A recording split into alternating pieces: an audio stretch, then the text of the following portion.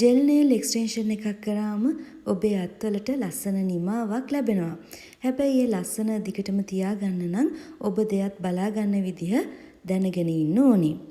Gel nail extension එකක් කළාම cuticle cream හරි hand cream හරි අත් දෙකට නිතර ආලේප කරලා අතට වියලි බවක් නොවෙන්න වග බලා ගන්න ඕනි.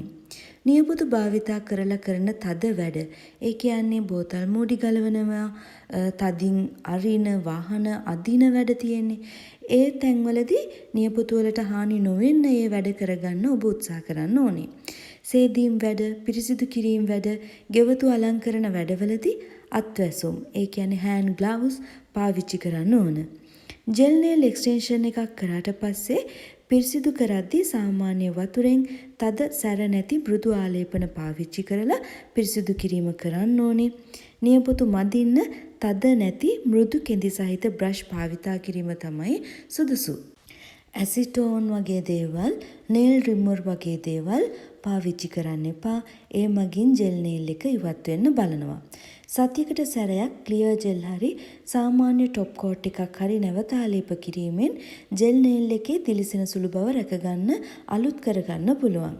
නියපොතු අගවල් එක්ස්ටෙන්ෂන් එකක් කරාට පස්සේ රළු ගතියකින් වගේ දැනුනොත් ටික දවසක් යද්දී nail buffer එකකින් හරි nail file එකකින් හරි ඒ රළු තැන චුට්ටක් මැදලා බෆ් කරලා හරි ෆයිල් කරලා සුමුදු කර ගැනීමෙන් නියපොතු වල නිමාව පවත්වාගෙන යන්න පුළුවන්.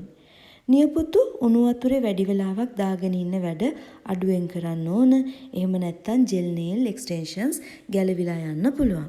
ජෙල් nail extension එකක් ගලවලා ඉවත් කරන්න ඕන වෙලාවට සුදුසු ක්‍රමයකට ජෙල් nail extensions ගලවා ඉවත් කරන්න.